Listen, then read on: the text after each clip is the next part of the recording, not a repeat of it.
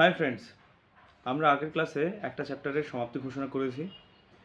এই ক্লাসে আমরা নতুন চ্যাপ্টার শুরু করতে যাচ্ছি, সেটা হচ্ছে ইকোনমিক প্ল্যানিং ইন ইন্ডিয়া।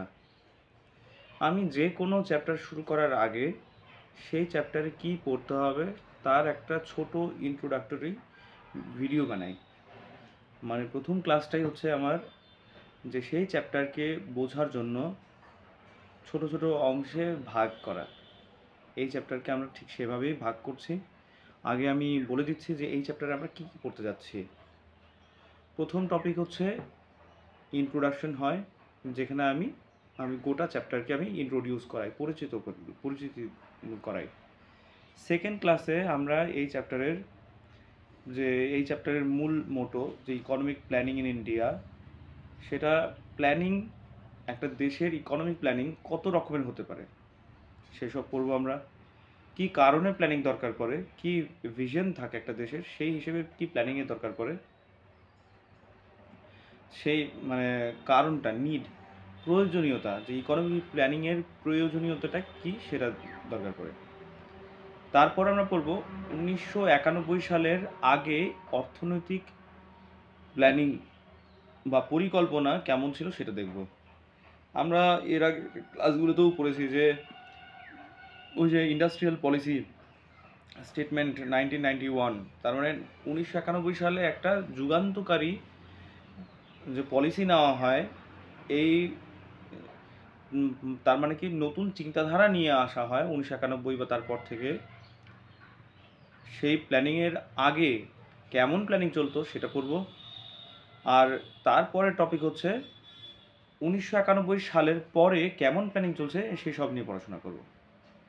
তার পরবর্তীতে একটা সময় বিজেপি গভর্নমেন্ট আসে 2014 সাল থেকে, তখন নীতি আয়োগের স্থাপনা হয়। সেই ন্যাশনাল প্ল্যানিং কমিশনকে চেঞ্জ করে নীতি আয়োগ করা হয়। সেই নীতি আয়োগের কার্যকারিতা কেমন, অবজেক্টিভ কি, কম্পোজিশন কি, হ্যাঁ সেসব পড়ব। তারপর নীতি আয়োগের যে প্রতি 3 বছরের পরিকল্পনা, আগে ছিল 5 ইয়ার্স প্ল্যান, এখন হচ্ছে সেটা নীতি আয়োগের 3 ইয়ার্স প্ল্যান এজেন্ডা যে বেরিয়েছে, সেই সম্বন্ধে আমরা জানবো। আর তারপর পারফরমেন্স কেমন চলছে, ঠিক আছে, আর কেমনভাবে হচ্ছে যে প্ল্যানিং কমিশনটা, মানে আগেকার যে planning commission, national planning commission, আর এখনকার নীতি আয়োগ, এই দুটোর মধ্যে পার্থক্যটা কী, এই হচ্ছে আমরা পড়বো। তাহলে কী কী পড়বো? প্রথমটা হচ্ছে ইন্ট্রোডাকশন, 1 নম্বর টপিক। 2 নম্বর টপিক হচ্ছে ইকোনমিক প্ল্যানিং কত রকমের হয়। 3 নম্বর টপিক হচ্ছে ইকোনমিক প্ল্যানিংয়ের কারণ কি। আমরা এটা খুবই ছোট টপিক, এর জন্য আমরা প্ল্যানিংয়ের ক্লাসিফিকেশনের মধ্যে আমি ইনক্লুড করে দিলাম। কি বললাম? টাইপ অফ প্ল্যানিং, মানে ইন্ট্রোডাকশন, টাইপ অফ প্ল্যানিং, তারপর ইকোনমিক প্ল্যানিং কমিশনের হচ্ছে গিয়ে উৎপত্তি, ইন্ডিয়ান ইকোনমিক প্ল্যানিংয়ের উৎপত্তি কেমনভাবে হলো সেসব নিয়ে একটা ক্লাস থাকবে। তারপর স্ট্র্যাটেজি কী আছে সেই সব নিয়ে একটা ক্লাস থাকবে। 1991 সালের আগের প্ল্যানিং, 1991 সালের পরের প্ল্যানিং, তারপর নীতি আয়োগের কম্পোজিশন, অবজেক্টিভ, ফাংশন। এরপর পড়তে যাচ্ছি আমরা 3 ইয়ার প্ল্যানিং এজেন্ডা, আর পারফরমেন্স কেমন, নীতি আয়োগের পারফরমেন্স কেমন চলছে, আর সবশেষে থাকছে প্ল্যানিং কমিশন এবং নীতি আয়োগ, এর মধ্যে পার্থক্য কী আছে।